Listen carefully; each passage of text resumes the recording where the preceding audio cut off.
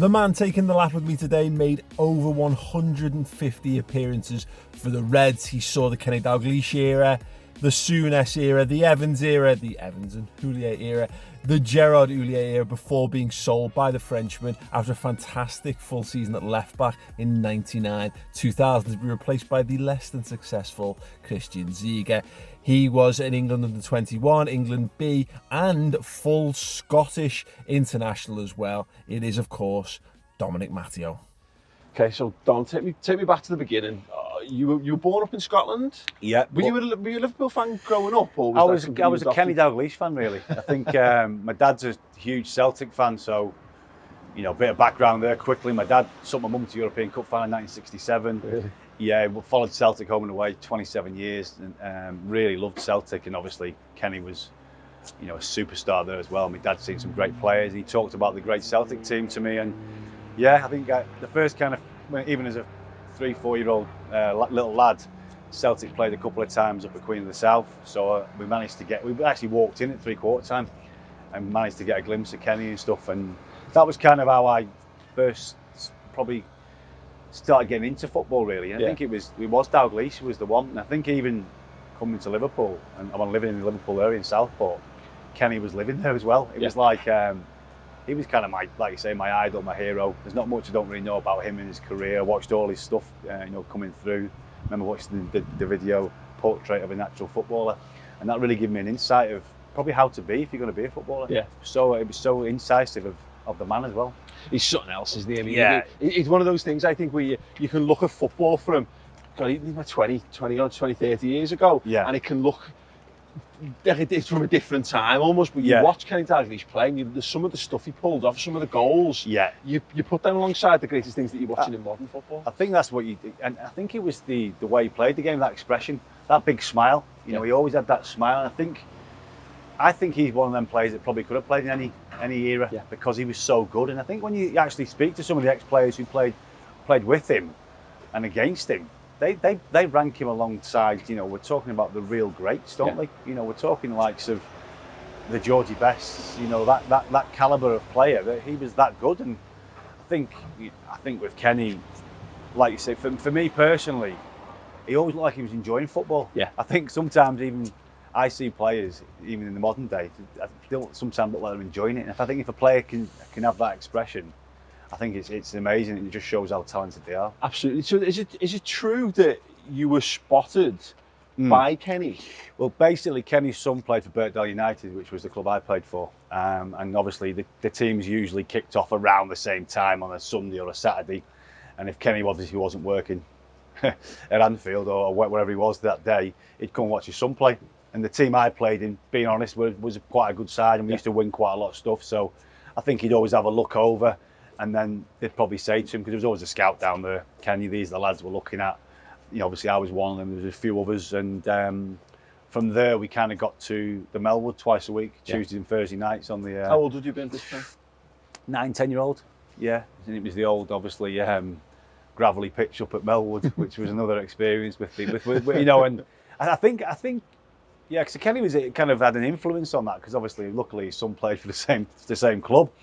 But I think, when you think back, I always think back about that. There was a guy called Malcolm Cook who was running the kind of academy stuff then, a Scotsman, who was quite abrupt and you wouldn't get away with it nowadays, the way he probably talked to us. Yeah. But for me, I kind of didn't mind it. Yeah. So it was kind of, I was all right, but you could see some other kids, maybe cringing a little bit because he was quite, I don't know the word is to use it. He was quite forceful in what he was saying, and maybe words that you wouldn't use in the modern day coaching book with young kids. But that's the way it was. Yeah. And I quite enjoyed it, because if you've done something wrong, you kind of want to know. Yeah. In a way. But I know there's certain ways of saying things. So you came up into Liverpool then. Was it like mid-80s around this time when you would have been signing? So as a youth player or whatever. Yeah, around that. I mean, maybe slightly earlier. And then obviously you go from your youth to your Tuesday and Thursday nights as a young kid to when you get to 14, it's obviously schoolboys. You sign your schoolboy form, which is a big thing, I think, for anyone, especially at Liverpool. You sign your schoolboy forms, then you're kind of thinking, the next one is, can I become a YTS? Can I get my apprenticeship? And that was a real goal of mine. Once I signed my schoolboy form, I thought, right, if I'm going to make this work, I've got to do that. And at that point in my life, I was actually doing athletics as well, and I was quite decent at running. I'd won a 3As at Kirkby Stadium, actually. So I had to really make a decision whether I was going to go down the athletics route or the football route. But for me, it was obviously never a no-brainer. It was just people were saying to me that I could have actually chosen the athletics, but for me, it was quite lonely. That I like being around the lads and the football, and obviously being a Liverpool fan. The opportunity to be at Liverpool was too much. Well, so what was that? What when you come through, you get your YTS, and you're in amongst the lads, and you're heading towards your sort of pro contract and whatever. So this would have been, I guess, this is toward the end of Dalglish being in charge. Yes, that's Souness right. coming in, isn't it? Yeah. I mean, talking about my YTS, it's like best years of my life. Yeah. I can honestly say that. All my football career, and whatever games you've played in, whatever things you've kind of done or you've played for me, that were the best 2 years. Yeah. I absolutely loved it. I was at Anfield every day. Used to sometimes get a lift in, or it was a training in the bus. Get the bus or whichever way you could in them days to get to training. You'd set off probably 7 in the morning to get in for 9:30 because there wasn't as many options back then. Yeah. But when I got in, we all had our jobs to do. Whether it was doing the kit, or you were cleaning baths, or you're cleaning toilets, or you're cleaning the match day boots, or you're sweeping the dugouts, which was full of cigarettes and cigar butts back in them days, and or you're sweeping the terraces. There was always something to do. And do you know what? There wasn't any times where I really thought, I'm not enjoying this. Yeah. I really embraced it, and I think most of us did. Obviously, you get the odd one that needs telling. Yeah. But I think as well, what was great then, that the boot room was still there. That when you used to walk in there was something about it. Yeah. Even as a 16-year-old lad, I knew about it. And when you're in there cleaning the boots and you look through the door and you can see, the Kenny, Ronnie Moran, Roy Evans, John Bennison, Stevie Highway, Tom Saunders, Phil Thompson. You look in there and you're like, wow, I get goosebumps talking about that actually, because it was that. And then just the way they were with us, they were tough with us. But really fair. I mean, I always say with Ronnie Moran, everyone says that, Ronnie could tell you, but for me, one of the fairest men I've ever met in my life. What a gentleman. Really, when you do your jobs, they got checked back then. And you were always like, oh, is he going to say it's all right? Otherwise, you're back in the bath scrubbing it again. Ronnie was always really fair. Yeah. And he was really good to you, the way he spoke to you. I learned a lot from Ronnie about as being a person as well. Who would have been in and around you at that time in terms of players? Because you ended up when you broke into the first team, you were in that crop. The now quite famous crop of like the almost Liverpool golden generation of players that came up. I think obviously you've still got Stevie Nick, you got Ronnie Whelan. Yeah. Early on, the great Gary Ablett for me. I cleaned his boots and stuff. So Gary was a big influence on me. Really top fella. Won lots of stuff as a young lad and understood and helped us, I think, because he was probably the closest to us that probably done stuff at Liverpool. Yeah. So he was always a good voice for me to go and speak to. And I think Johnny Barnes, Rushy, again, 2 icons for the club. Great. I mean, obviously, both still do stuff for the club. Rushy probably more than Barnesy now, but 2 great voices. I mean, how lucky was it to get changed by these kind of lads and to be fair, you didn't have to ask them for advice; they just give you it. Yeah. Sometimes it won't be the best, like where are we going tonight or whatever. Are you coming for a pint? But as a young lad, you're just like, wow. Did Ian Rush just say, coming for a pint? Of course, I'm going to say yes. Might be my downfall, but no, I think you're just very lucky. Although you'd probably say on a football point of view, maybe a lot of the players were at the end of the careers, and we were just starting. Was the right mix within the club there? Yeah. But I've never changed anything about that because I just feel that I was so fortunate to be around some great players. It was such a weird time, I think, that around the early 90s for Liverpool. Yeah. Because, I mean, we can look back at it now and say that's the time when Liverpool fell off their own pitch to some extent. Man United really stole a march, modernising the football club. What was it like to be there? Because your generation, I feel, was very much that first crossover you talked about today. You've got that the 80s culture is still ingrained in how you do things, but it was a change. It was becoming a modern game. In all honesty, I would say that Graham Souness, in a way, was a little bit unlucky because he was trying to make the changes into the club that then went on to be the normal. Yeah. But did he do it too soon for some of the older players to pick up on that and then put it into us? I think maybe I think maybe was Graham a year too early. I don't think he was personally. I think he was trying to do it right. He'd been to Italy. He'd seen how they lived their lives. I think maybe he probably could have done with a few of the older players being more on side with him. Yeah.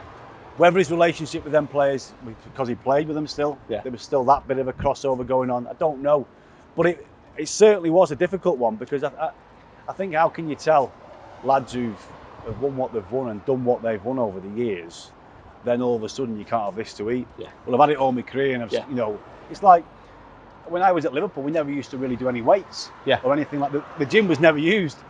You know, you might go in there to go on a bike or something, just do a little bit of fitness, but it was very rarely used. Whereas nowadays, and the way it became was, you know, you're in there before training, after training. You know, you've got to use it more. And I think some of the senior players who never did weights and stuff didn't want to do them. Yeah.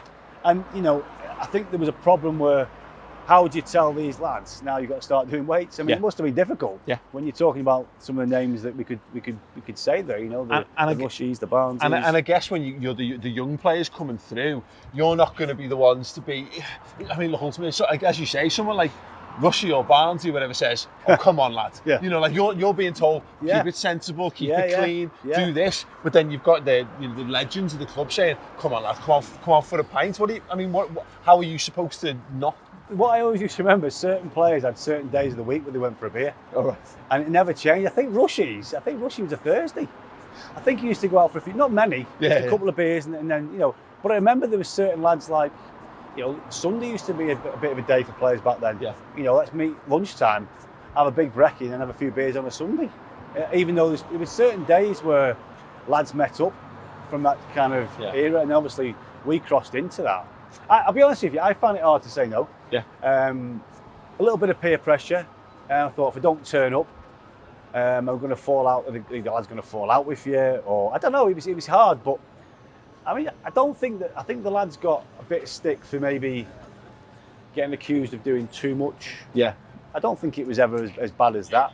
I think they were no different to what any other club were doing around that time. I think Man United really stopped it, didn't they? Fergie really nailed it on the head, you know, and got on top of it really. I think Cantona was probably the big influence of that, wasn't he, at Man United? When I speak to the players, you know, he was coming in early in the mornings doing extra training. He was staying behind extra, working harder on things. And maybe if that had happened at Liverpool, we'd have had someone like that. I'm not saying the lads weren't good influences in that way, but maybe if, you know, one of the senior boys did try and help the manager possibly, slightly, but it was hard because they knew no different, and it wasn't long ago they just won the double as well. I mean, you know, like they won. So it's like they were still winning stuff back then, so they were still used to it. It wasn't that many years of them winning stuff, you know. So it was a difficult period for the club to go through. So who were you closest with in amongst the lads around your own sort of age group at the time? Well, I think obviously we came through with Robbie Fowler, so me and Robbie Fowler obviously started more or less the same time. Me and him signed contracts more or less alongside. I think he was probably getting more money than me, but we signed contracts. But no, me and Robbie used to go on holiday together, so the season had finished. I mean, there's a few photos in there of us in places like Magaluf in the books, in his book, in my book, about, you know, his mates knocking about my mates as well. And were you responsible for the blonde hair? It was something bizarre. I mean, if my memory serves me right, it was either going to be blonde hair or a tattoo. But I'm glad it was blonde hair, because we were in Faliraki, and I think it was going to be like Faliraki 97 or something. Not on a nice part of your body as well. So I think I'll settle for the blonde hair. But no, the bizarre thing was, then we came home, and like I said, I was with Robbie all the time. So he picked me up and he says, "Right, we're going to go blonde again." And I'm thinking, I'm not sure if it suited me, lad, and certainly didn't suit you.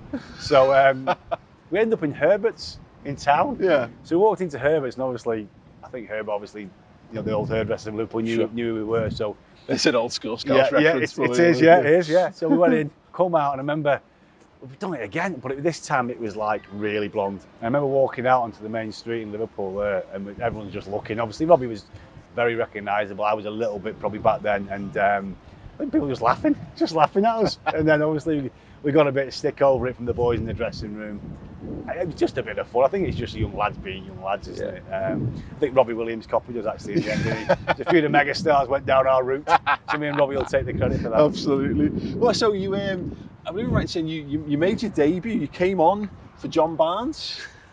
Well, basically there was a lot of injuries. They played a friendly game over in Ireland. This is how I initially got into the first team squad. Went over to Ireland and played in this game. Well, actually won man of the match in Ireland. So Souness had said to me after the game, playing Man City at the weekend, I think there was a few, Barnesy was struggling with a knock, there was a few others players, senior players struggling, so basically he said to me, keep yourself right, if they are injured for the weekend, I might use you, I'll be on the bench or whatever. So anyway, I went to Man City with the first team squad, first time I travelled, and I don't think Barnesy made it, so I actually started the game.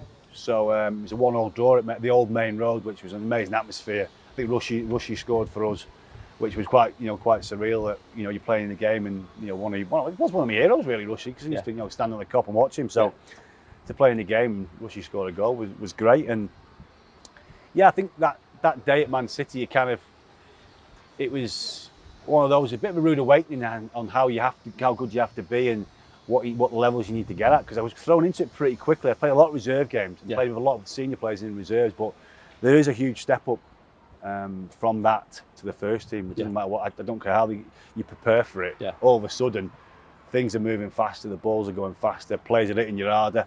Man City back then had some tough players. They're firing into you, and I think you've got grounding for it. I had a real good grounding for Liverpool because I knew all about the club because I was here every day.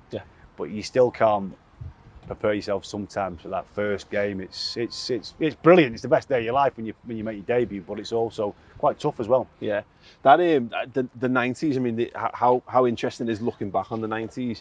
It kind of moves on because of you there through the Evans era. And then you've got that. I think one of the most maddest little periods is obviously the Houllier Evans. Co-manager.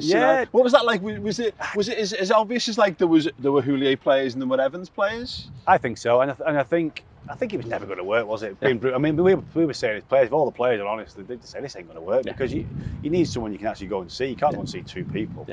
But I think obviously Roy had been such a great servant for the club, you probably didn't want to just maybe get rid of him and let Houllier have the job. That might have been the right thing to do from the start.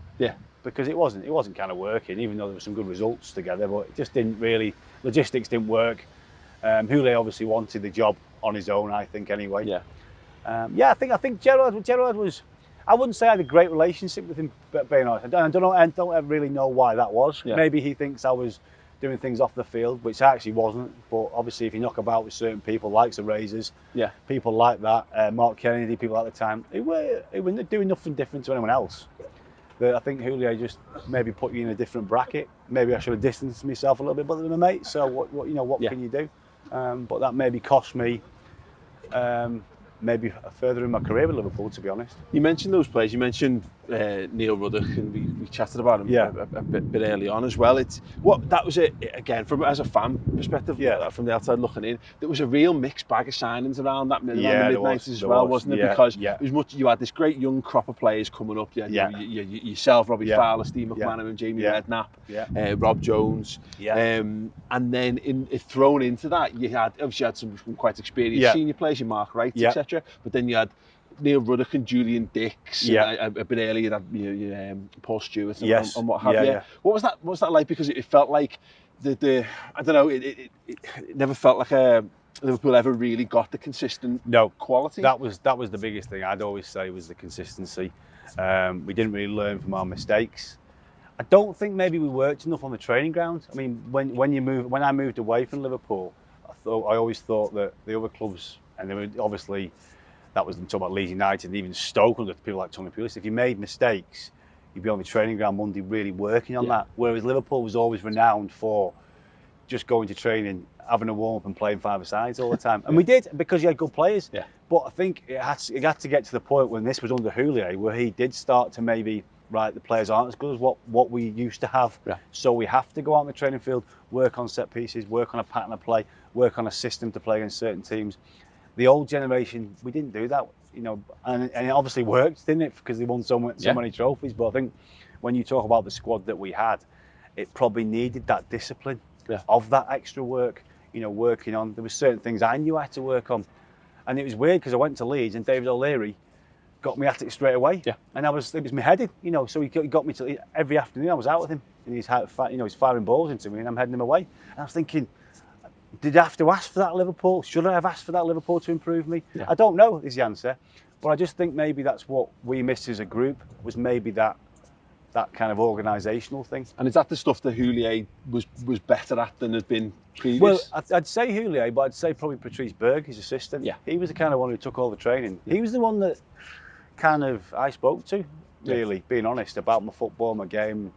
And to be honest, I was certainly improving under him. I felt like, under Houllier and Patrice Berg, probably my last year might be my best year for Liverpool, playing-wise. So, I was really shocked when it come to a point where, I was maybe thinking about leaving the club, to be honest, because I just signed a 5-year deal. Well, I want to talk about this because that season, like 99-2000, you broke it. You played left back predominantly that year, didn't you? Yeah. Which was great at the time. I remember me and my dad used to have conversations about this all the time because we'd struggled so much to nail that left back position down. Steve Staunton had come back in on a free transfer and hadn't really kind of re-owned it, I guess. Yeah. And then you played that season, and we finally had a consistent level of quality. I'll be totally honest. I think that was the only year at Liverpool, really, apart from when I played sweeper, going back a couple of years before that I really got a consistent run of games. Yeah.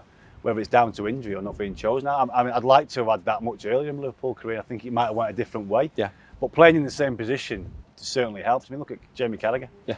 He says he doesn't want to play fullback anymore, and then it goes on to be a great for the club at centre half and influence the team much more from that position. Maybe I should have done that earlier and tried to nail that position down. Or I wanted to play centre half, but you have to be realistic sometimes. If there's certain players there, you ain't going to play ahead of them. Yeah. But for me, that year I thought I played really well. Signed a 5-year contract, and being honest, I wasn't even on big money wise. The money was starting to come into the game. Yeah. And a lot of players are talking about, wages and stuff around, and it's coming in the papers more back then about that. Yeah. I wasn't even that bothered, to be honest. My contract, when I think about it, was not much better than the last one I'd signed, really, being honest. And then, obviously, Houllier had kind of said to me, I'm signing Christian Ziege. He's going to start the season. And I was a bit gutted, to be honest. I didn't think that was the right way to approach it. Yeah. Me, who'd had a good year for the year before and played quite a few games. I wanted him to say to me, listen, we're signing Ziege. It's between you two to fight it out for the season. Get through pre-season, see what happens. But he didn't make me feel like that. So then in the end, obviously, I went and spoke to other clubs. Hindsight being what it is, Christian Ziege was shite, mate. Yeah, no, to be honest, it was funny because Didi Amand actually said to me, whether he remembers this conversation we had, because I was quite close with Didi, and he said, stay about, you'll get back in. But I said that he kind of made it quite clear to me, really. And then obviously my agent rung me, Stu Marshall, who obviously looks after Stevie and Carroll as well. So we had good links with the managers. You could always get because he looks after them kind of players, we knew what was kind of going on a little bit with the signings and players and what the manager was thinking a little bit, because Stu had a good insight into the club because probably the players he looked after. Obviously Gary McAllister had come in as well, looked after Gary as well. Yeah. So he said, Dom, I think it's probably best if he did leave, which I was devastated about. To hear that from probably Houllier in a way, and then to hear that from my agent, it was heartbreaking. The only people that were telling me to stay were probably the players. Yeah. Which was probably the ones I should have listened to, being totally honest. But it was hard to take that, I must admit. And I didn't sign for this club at any point for any kind of financial gain. I think all my money I ever earned at this football club would have been much less than what they sold me for. Yeah. Much less. So, I never played for this club for that kind of glory and money thing. It was always because I was a genuine Liverpool fan. Yeah. I loved playing for it, at whatever capacity it was. And I knew how lucky I was. Yeah. And I still think to this day, we're walking around here now, I still can't believe that I played for Liverpool. Yeah. And I always say that. It's very lucky, and I still believe that to this day. I think it's really interesting because, you played, in all comps, 155, I think, appearances for Liverpool. But you moved to Leeds United, you moved to Leeds around the time when it'll be younger people watching and listening to this who won't know what Leeds were. But that Leeds United side was something else around that point under David. It was. Do you know what? It was bizarre because we had a load of clubs lined up to talk to when it's kind of, they thought we were going to see what clubs have to say. Yeah. And the first one was Leeds. It was kind of the closest. Yeah. So it was one of those you could jump in your car to and just get down the road. Yeah. So I jumped in my car with my agent. We drove and met Peter Risdale, met David O'Leary in the Malmaison Hotel in Leeds. Yeah. Sat in the usual with them guys. It was a little glass of fizz, probably half a lager for me. And we just discussed, I just discussed, because obviously we played them for Liverpool the year before. Yeah. And I thought they were a good side. I said I thought he was a little bit cocky, some cocky little players. But he said, yeah, they are. They need to mature a little bit. But they really sold the club to me. Yeah. And David O'Leary, being an ex-centre half, with so much vast experience, he said to me, at some point you'll be the captain, he said. And the way he talked to me was, he loved the history of Liverpool, David O'Leary. Yeah.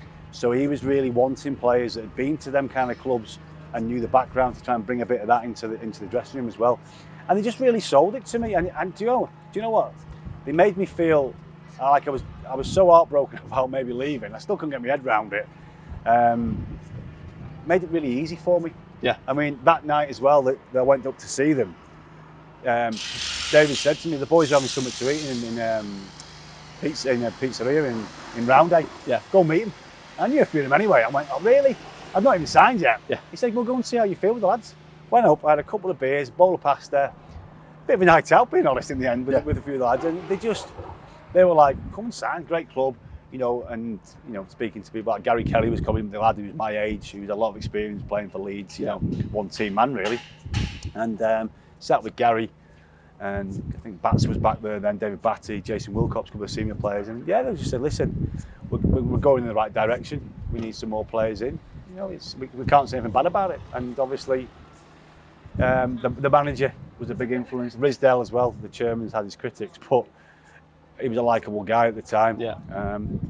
It was made quite easy for me in the end to do it. You've because it's interesting because I think you've probably ended up more of a Leeds United legend than a Liverpool. Yeah, one. I mean, in a way, it's kind of sad that because scoring in the San Siro will help. Yeah, no. To be honest, I think the Champions League run to the semis with Leeds was very unexpected for a team that's got not really much experience in there since the 70s with the great 70s team. But in a way, do you know what though? I mean, the nice thing is, I was, been at certain games where people don't recognise you, some recognise you, people do. It's different eras, isn't it?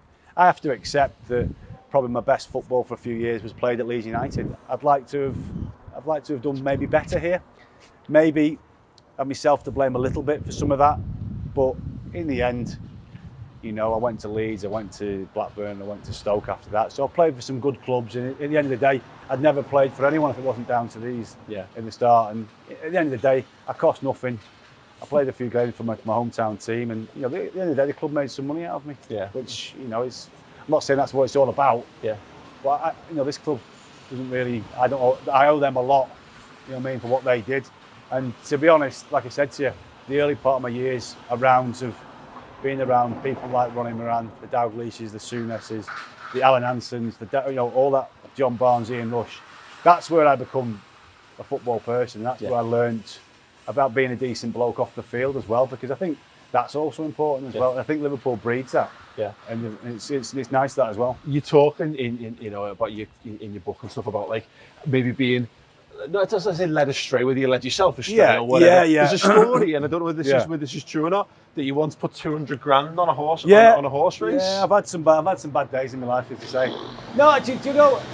I mean, you always battle yourself as a footballer. I think footballers have addiction problems or what's the way you earn? I mean, I was a single lad. I was earning probably better money than most at that point in my career. I had a load of race horses with Gary Flitcroft, the ex-Man City Blackburn player. Yeah. And we used to go and watch them all the time, and then you think you're in the know. Yeah. So I wasn't like backing every race. Yeah. But if someone's like, you get a bit, not inside information, but someone said, listen, feel for it. It's your own horse as well. Yeah. Your horse is really ready to go today. It's going to win. I was one of those that I just lump on. That was just me.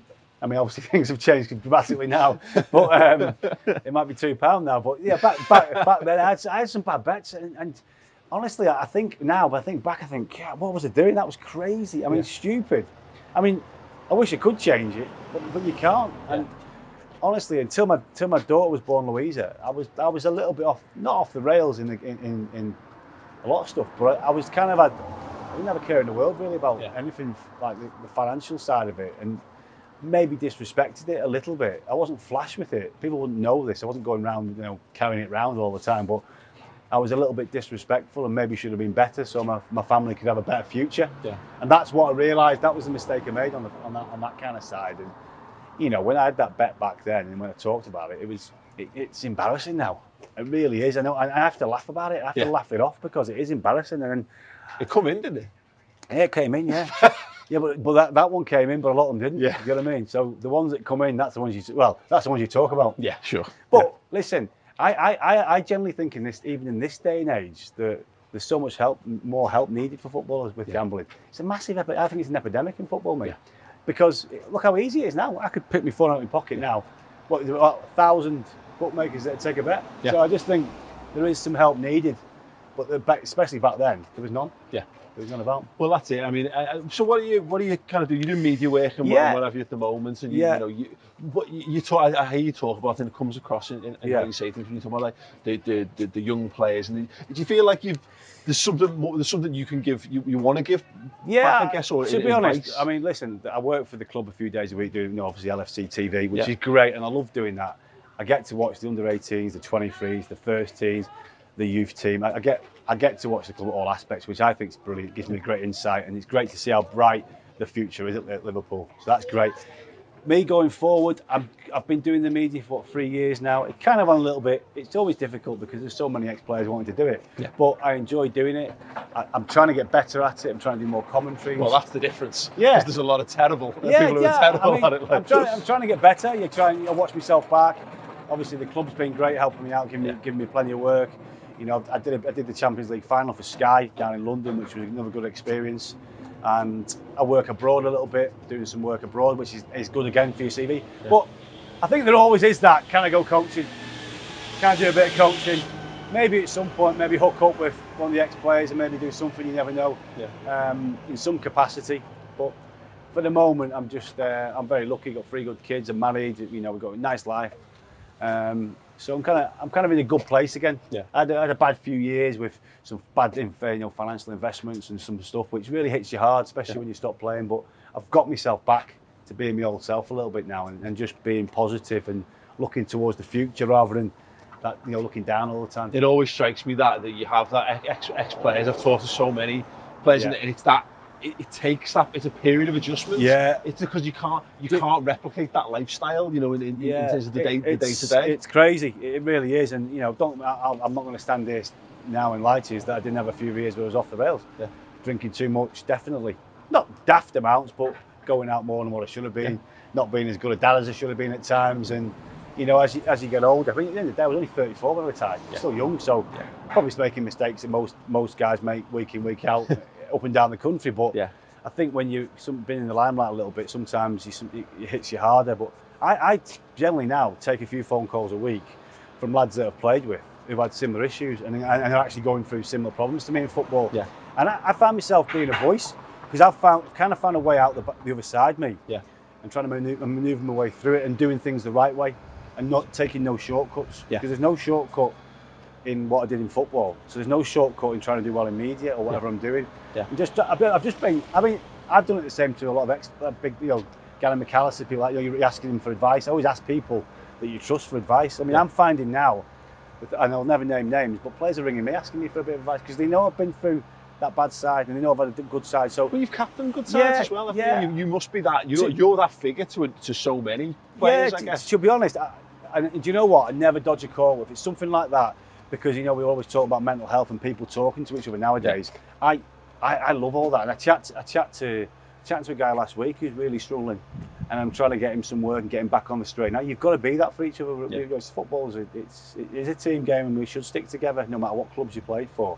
So I think now for me, I think that might be a route for me at some point. Yeah, where I can help players who've have had problems and try and get them back working because I've done it. Yeah. So, if I can do it, anyone can do it. Fantastic. Well, Dom, thank you very much for your time, mate. An absolute pleasure to take the lap with you. And make sure you follow Dom and make sure you pick his book up to find out more in-depth stories about some of the things that you've kind of hinted at there. And drop a like and subscribe to the channel as well.